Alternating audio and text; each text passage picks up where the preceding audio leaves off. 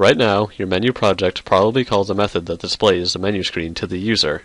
But what if you need to change what your menu says? And what if you need to change it back? One solution to this problem is to make more methods that display different menu screens, but there is a more useful solution available. In this video, I will show you how to read a text file into the console window using a stream reader. Here is my version of the menu screen. This text file produces the same effect as writing the text in a method. Our objective here is to have whatever is typed into this file appear in the console window. After we set up our method, the first step is to create a new stream reader. A stream reader provides several tools that help you read and work with text files.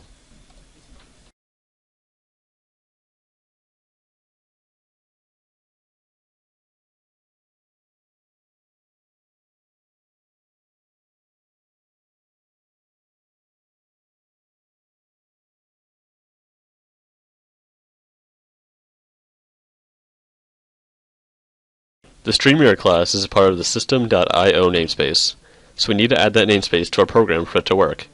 Notice that the stream reader takes the text file you want to read as a parameter. The next step is to find a way to store the text file so that we can print it in the console window.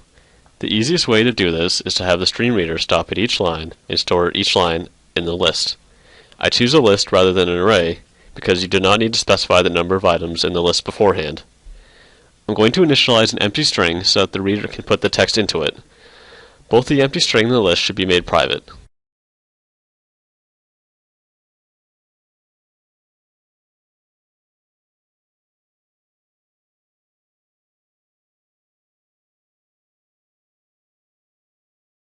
Now we need a while loop to feed each line from the text file into the empty list.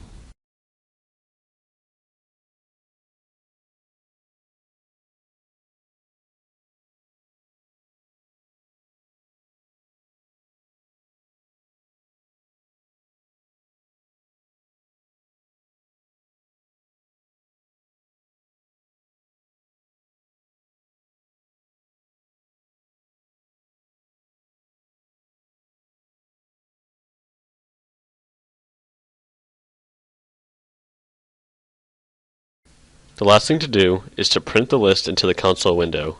A for each loop can take each item in the list and print it sequentially.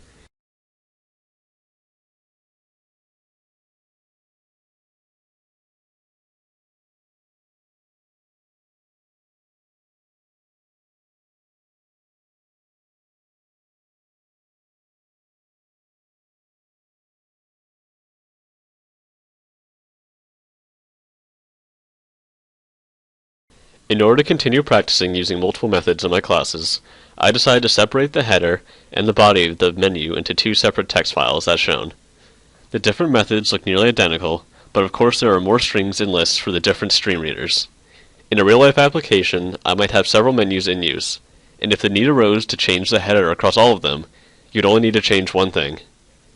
Take a look at your new, fully debugged menu screen. It should look exactly the same as your old one, except this one is much more versatile and will avoid a lot of issues down the road.